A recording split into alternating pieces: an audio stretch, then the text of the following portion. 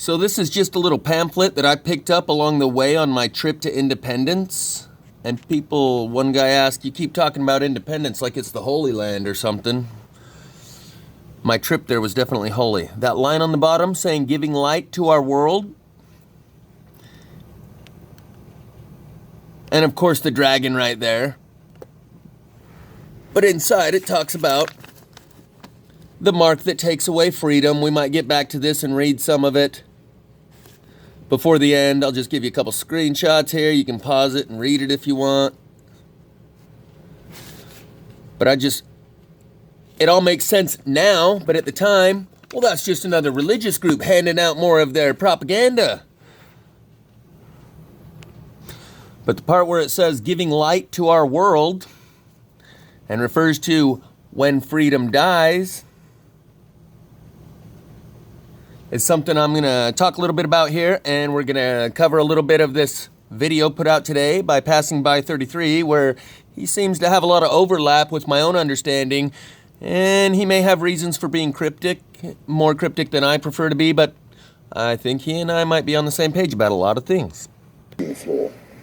I was getting quite frustrated because I thought, if it goes that way, then it's a life not worth living. And then I realised that's the entire point, because the gods amongst the men will see the madness, the irretrievable insanity, and they will leave. They will simply leave. And there will be no light in the world anymore. There will be nobody talking truth anymore. All those that were speaking the truth, they've gone. Because they walked with God, you see. And then they were not. Because God took them. And what that means is there's a shift, a permanent transition of consciousness where at the moment the gods have a little brother, the ego, and he talks on behalf of God, the Father, who's good, by the way. There's no darkness in it. But it will get to the stage where enough's enough, and the little brother will be stored in the barn.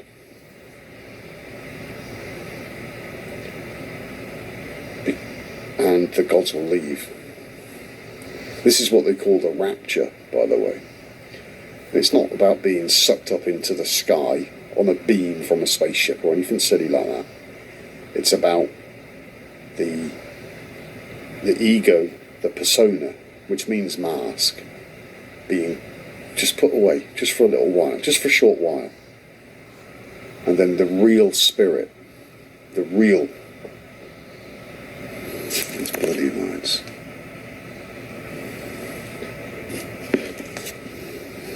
That will take over. And it will be Emmanuel, which means God is amongst us.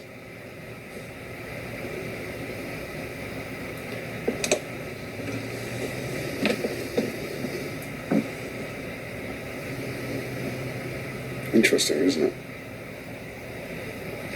And this stuff's happening right now. It's ramping up. Can you feel it? I believe that period where he speaks of that the masks come off, the ego disappears, and the real spirit comes through, is what I've referred to that is akin to the end of the movie They Live, where the hologram drops and everyone can see everyone for who they truly are, and they will see it in the others, but not in themselves. And on my way out to Missouri, one of my videos said, Jeffrey Christ, pleased to meet ya. Just keep all this in mind for a minute. This is going to be a recap of a video I did called Cold-Blooded Love. And there is some new points to be made in here. And the reason I even rewatched this video was because someone mentioned the song Missionary Man by Eurythmics after my last video regarding the Mormons and the bite of the apple in the Garden of Eden, and that the Mormons think it was a blessing and a gift, not a curse in the downfall of man. To that I will add the Merovingian bloodline may be associated with that beehive, and from the movie Da Vinci Code, where the bloodline of Christ carried on, and the Mormons are so obsessed with genealogy. Just keep all this in mind. There's a few new points, but there's someone who really needs to hear some of these things that are going to be recapped in this video, and that's my friend Laura. Links in the description will give you the original music video to where you can see these images for yourself, but notice there's a butterfly on both corners in his hair, down here on his shoulder. Notice the red pinwheel in his glasses that has the sun image at the center. Notice the snake that's drooped over the bridge of his glasses. Jim Morrison called himself the Lizard King. Just keep that in mind. We'll talk about it in future conversations. I'm going to try and quickly recap this Muse message that I got on my way back from Missouri that was essentially a big high-fiver by the Spirit to show me that everything that had just gone down was orchestrated and coordinated by the Spirit. So, this is from a gamer who calls himself Hogger King Gamer. That's the name of his YouTube channel, and I'm not a gamer. So, my selfish ledger should not be feeding me videos from gamers. I don't watch gamers, I'm not a gamer. But on my way back from Missouri, this music video came across my screen, and I made a quick video as a shout out to a guy named Q-Ball, who calls himself Q-Ball 816 in Missouri, to let him know. This was a Muse message given to me regarding our interactions that we just had. So I went there and told this guy everything I had experienced up until that point, and he basically became my mentor. He referred to another guy who was his mentor, and he says, well, he is to me what I am to you now, I guess. Like, I received an individual initiation from him, and he likewise received one from someone else. For some reason, this says, don't level 817. In the comment section, people say, well, there is a level 817, right? I've played it before. There is level 817. Link will be in the description. Point is, there's the cue ball, the 816. There's his name, Hogger King Gamer. And I'll tell you here in a second, that was my nickname as a kid. And the idea of King Gamer, me and Cue Ball talked about how this is all like a simulation. He said, exactly, what does any of it even matter if it's all fake? So this guy just uploaded this version of this game where he played around. See, it says don't level 817 on the top right there. And he shows his video game where he played this level of this video game, and the music he embedded in there is a song called Cold-Blooded Love by Goblins from Mars. So the name of the song is Cold-Blooded Love by a band that calls themselves Goblins from Mars, and in the lyrics it says, I can feel your energy pulsating down my spine. At the time when I made this video, I did not associate that lyric with the Kundalini experience, but it seems as if that may be what it's referring to. Notice, cold-blooded love, referring to, what do we call cold-blooded? Reptiles. Goblins from Mars. I am not the enemy. No need to run and hide. As the night draws near, we are animals of fear. Feel so cold inside my head. But as the sun comes up, we are always out of luck. There's no room for us here. And that relates to the discussion I had with Q-Ball about how he said we call ourselves kindred. And we come here to help these people, but they don't want our help. And he says, I've seen more. And that's referring to this time when the gods will leave. More kindred come through here in the last couple of months than I've seen in my entire life. Like, we are on the move. And almost everyone over there at that homeless camp that I've referred to before is kindred. And when he's talking about kindred, he's speaking of it in reference to all the discussions I'd had with him about the beam and the mote. Remove the beam from your own eye. Only then will you be able to see clearly to remove the mote from your brothers. So the synchronicities and the coincidences as this song came across my YouTube feed, embedded by a gamer who is playing a game called Billiards City on level 816. My last words to Cue Ball before he left the coffee shop that we were at, he said, I go by Cue Ball 816 on all social media if you need to get a hold of me. Here's the Cue Ball within Billiard City, 816, Cold-Blooded Love, relates to the discussion we had along with Goblins from Mars. The fact that it came from a gamer, and I don't do gamers, the fact that...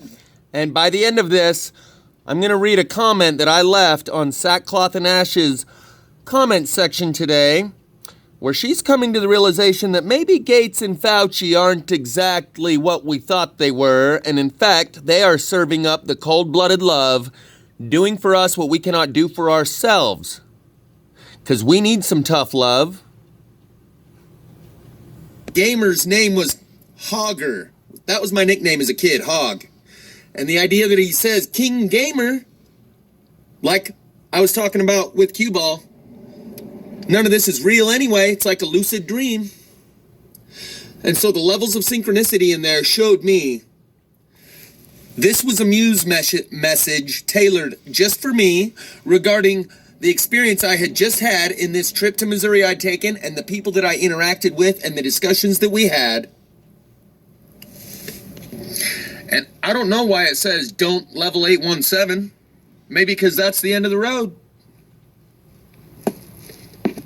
So I'm just going to hurry up and quickly upload this, and it will be followed by part 2.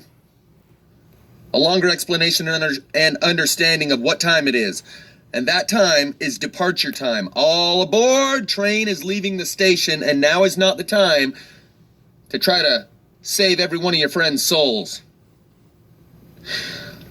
The message I got last night from a YouTube page called The Truth Can Change Your Life is the same message as what came through in this Muse message when I was talking with Cue Ball, and he said, well, we call ourselves kindred, and we came here to help these people, but they don't want our help.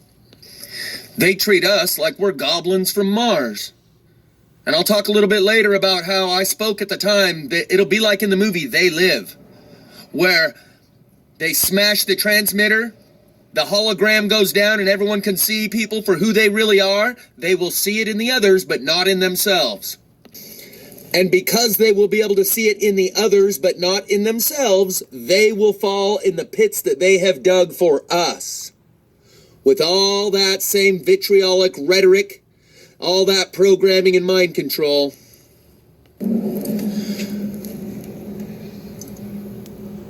I had a phone call come in and it kind of interrupted what I was doing there.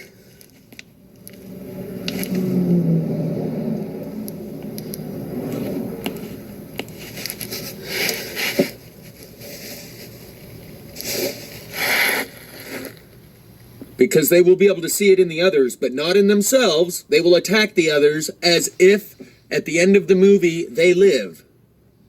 And they will be able to see it in the others, but not in themselves.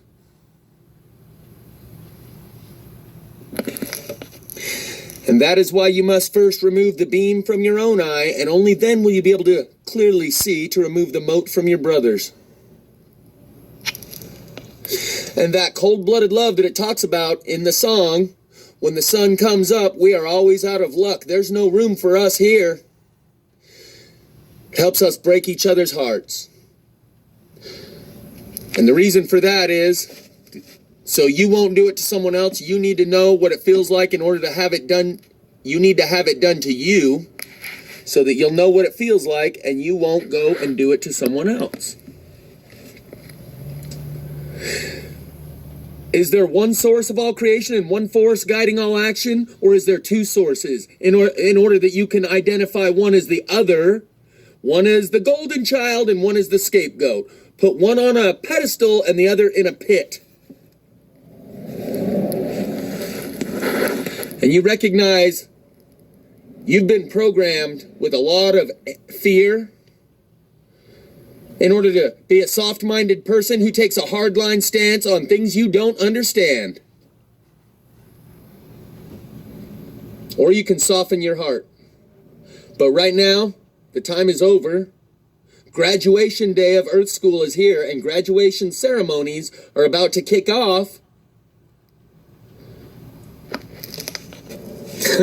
I remember telling that police officer the first time I ran into him down there in Missouri that there's going to be a star-spangled celebration, and I'm with the father of the bride, and it's going to be a sight to behold. In my next video, I go over a little bit more about the YouTube video called Missionary Man by the Eurythmics, and this one by Taylor Swift called Me, where they try to defuse some of that fear built around the dragon and the serpent. So if you can see the Santa psyop and the institutions here in this place set up that Santa psyop to keep you from developing that relationship, then how could you logically hold on to all the things they indoctrinated you with and told you to hate and vehemently oppose and be fearful of? If Satan was the brother of Jesus, what does that make Jesus? If Satan was the serpent in the garden... Oh, wow, I can see this blinking dot. Anyway,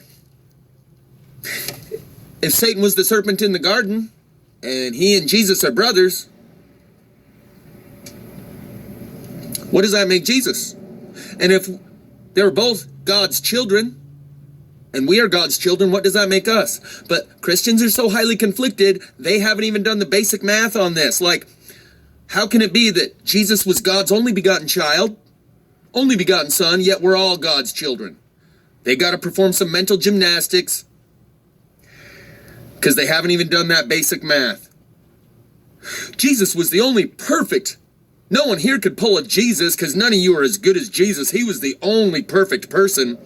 But he also said that all the things you've seen me do, so shall ye do, and even more so. Which is it? Is he God's only begotten son, or are we all God's children? Is no one able to do anything like Jesus, or are we all going to be able to do everything he did and then some? And if you hang on to that conflicted, twisted, doublethink where they give you two contradictory ideas, and you continue to believe them both simultaneously, karma, karma, karma, karma, karma, chameleons, they come and go. You may say that I'm a man without conviction who can't sell a contradiction. Karma chameleons, they come and go, and they're here, and karma's getting served up, and then they'll be gone. So now I'm going to cover some of the content in a music video titled Missionary Man by the Eurythmics. And this is something I found after I made that video. This is another form of validation and... What I'm referring to in those statements is that I uploaded this video and then it got copyright strike, and it was only up for an hour, a few minutes, and got a few views. And then it got a copyright strike because I showed too much of the music video. But when I uploaded it that first time, I hadn't seen this. So it's a good thing they give me the copyright strike, because this is the cherry on top of the whole message. Confirmation. I wasn't sitting on this. This is something I couldn't keep my mouth shut about. So when I made this video the first time, I had not seen this yet.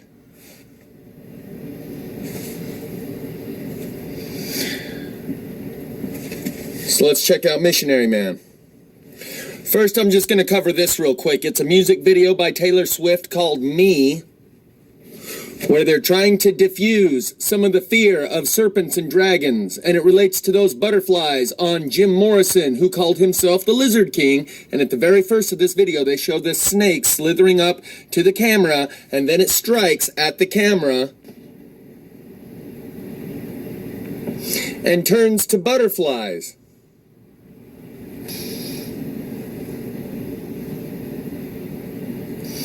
At 1 minute into the video, there's all these clouds that turn into dragons. Here, there's one coming up behind her that she notices and gets fearful of. Here there's one coming down on top of her from above, about to swallow her or eat her or whatever.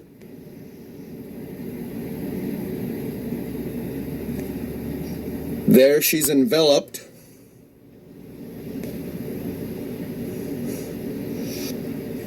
And then it just turns into nothing. So don't be afraid. They'll turn into butterflies and clouds. So this is going to be some excerpts from Missionary Man with Annie Lennox at the Eurythmics. Starts out in a laboratory setting, and you can see the serpent here. And remember, the lyrics to this song is, I was born an original sinner. I was born from original sin. As I was referring to the Mormons saying that bite from the apple in the garden wasn't a curse and the downfall of man, but a gift and a blessing. And the song is called Missionary Man. You see the black and white checkerboard floor related to the Masons, and the Masons go hand in glove with the Mormons. There's actually a couple different snakes. The other one looks like an orange and black king snake, and this one's a slightly different skin pattern. But here's the apple, and that comes into play here in a second. They keep showing the serpent multiple times. He's playing the mad scientist, and he throws an apple into the mix right here. Apple goes in.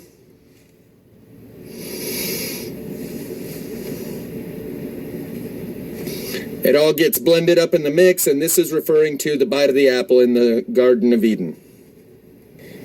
So far, we're only 40 seconds into this music video, and what it's showing here is something like synthetic biology, or what we've come to know as transhumanism, as Matt referred to it in one of his recent videos where he was talking about a movie called Bliss, where they talked about how synthetic biology, along with mining asteroids and automation, changed their society. What you're seeing there is a depiction of synthetic biology while she's singing, I was born an original sinner. I'll let you watch the music video for yourself.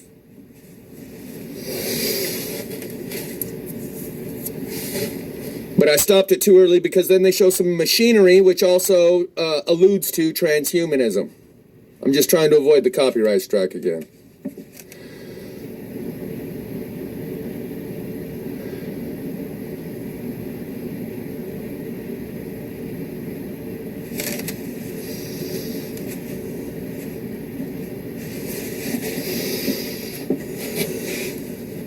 So this guy back here, you'll see he's down with the Brotherhood of the Snake. It'll show his ring. He's wearing the ring with the snake on it.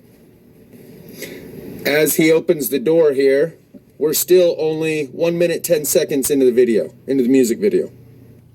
But they clearly focus on his hand opening this door right here for that specific reason. Black and white checkerboard floor, but don't let that scare you. That's what this is all about, is diffusing that fear that's been indoctrinated into you.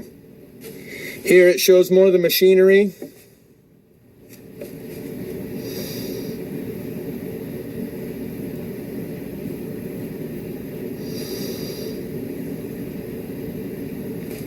Here, he's got the serpent.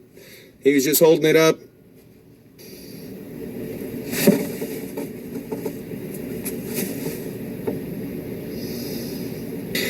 And I'm not going to show you here, you can watch the music video yourself, but you'll notice some of her head movement becomes something robotic, or at least unhuman. Maybe some of you out there can help me with this decoding. There is a symbol that looks like a sideways W or an M on his guitar that he also swings in front like a hypnotist. Maybe that's referring to the Merovingian bloodline.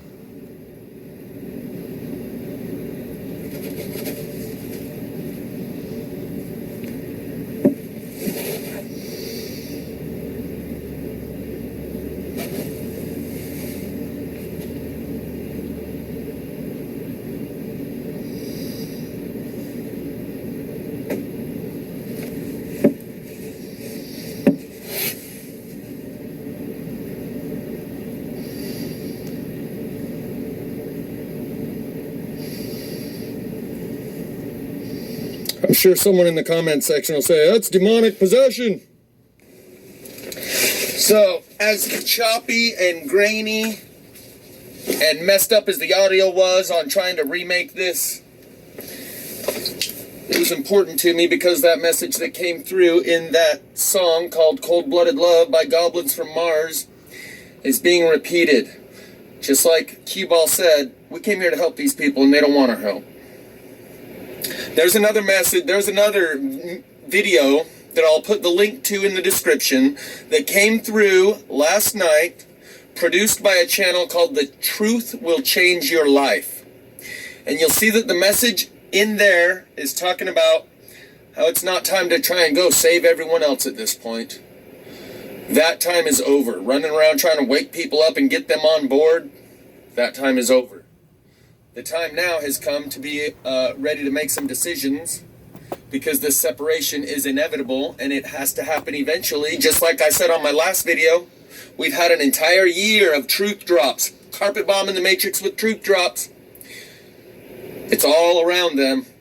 How much more do you think might be helpful in waking these people up, and how much more is it going to take until you're to the point where you recognize these people aren't asleep, they're dead? How many times are you going to have to hit them in the head with a club and see that they won't even flinch before you recognize they're dead, and it's time to empty the petri dish? Like Billy Idol said, rock the cradle of love. So the same message came through last night in this message, this video by The Truth Can Change Your Life. Talking about how now is not the time to run around trying to wake people up and get everyone on board. It's time, as this cell division happens, and it's turning into two cells, mitosis, Vanessa calls it, we're to the point where one cell is pretty much into two cells and there's only a little tiny bit of crossover in the middle. And you can still cross back and forth, but soon you won't be able to. And it's like when a ship leaves the port. For now, you can run back and forth, but eventually you're going to have to choose which side you're staying on. And that was the underlying message in my last video. The underlying message in the one I will link in the description from The Truth Can Change Your Life, and the underlying message in Cold-Blooded Love. And that we came here to help these people and they don't want our help. So it's time to let them experience the consequences of that choice. And I'm hearing comments in the comment section saying, yeah, my husband just went to get the vaccine right now, as we speak, this moment. And I'm standing my ground for my 7 and 11-year-old kid. And at this point, these people are going to do this as a form of virtue signaling to prove that you should trust the government. See, I went and got my vaccine and I'm fine. See, you were just crazy. You just should have trusted the government like me. You should just be a good slave like me. I'm going to prove to you that you're just crazy and there's nothing wrong with this. And I'm going to go get my vaccine and we're going to live my way of life. Not your way of life. This is a lifestyle choice. And they take it to prove themselves right. And their identity, they won't have an identity crisis. They have. We're at the choice point of identity crisis. Most people only know about the midlife crisis. It's where you reassess everything you think you thought you knew about the world, your self-image, and your worldview. And each time one of these opportunity choice points comes along, the possible selves, like a suit you can put on, the possible self-images and worldviews becomes fewer in number and more concrete. And those that choose to go reinforce their current worldview by saying, here, I'm going to prove to you there's nothing to worry about. I'm going to go bend over and take it, and then you should too. Are solidifying that self-image and worldview in this crisis, this identity crisis that they have the opportunity to reassess. Instead of reassessing, they're going to reinforce, dig in, and prove to you that you should just trust the government. Here, watch, I'll show you. Then I'll be the hero to show you guys you don't have nothing to worry about. This is choice point. The ship is leaving, and you can only run back and forth to try and get as many people on board as you can for a while. And there comes a point where it's no longer time to keep running back on shore trying to get a couple more people. A year of everything that's around them, and you still think there might be something that you could tell them or show them that might wake them up? After all that's been given to them over the last year, the CDC has acknowledged by their own numbers that the flu disappeared by over 90%. Regular influenza disappeared the same year COVID appeared, and anyone who's interested in the truth has plenty opportunity to see it. Someone went to great lengths to try to wake them up and to prove to you that they're not sleeping, they're dead. If they're not awake by now. So this is that point where we got to choose to make some separations. It could happen just naturally and organically, or it could happen very swiftly. But when I'm getting 3 messages, the one I made on my last video, the one I'm telling you here on this video, and the one from the Truth Can Change Your Life that came through last night, and they're all saying the same thing. Now is the choice point where you have to make a decision. And as much as we may wish those people would have come along at some point, at this point, it becomes irreconcilable differences.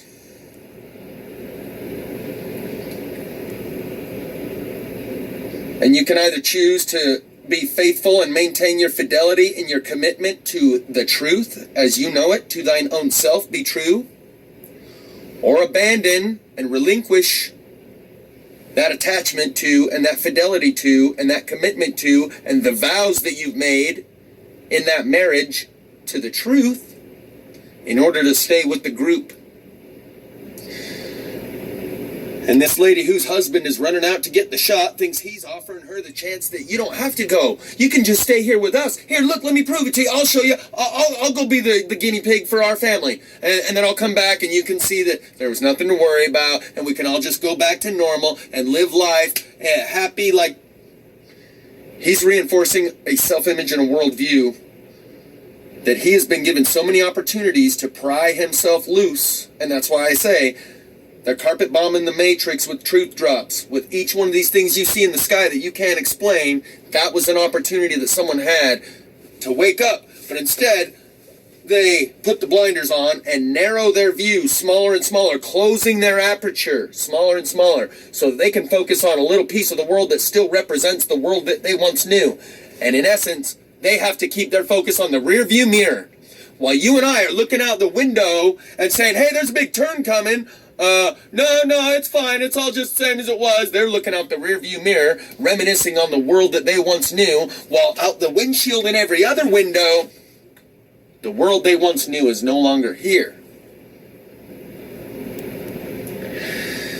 And so as I've spoken before about this, the potter's wheel of paradigms that spins in my mind and everybody else's is growing thin spots and holes. Just like when you're making a vase on a potter's wheel and the clay, you get a thin spot or a hole, eventually the whole thing collapses.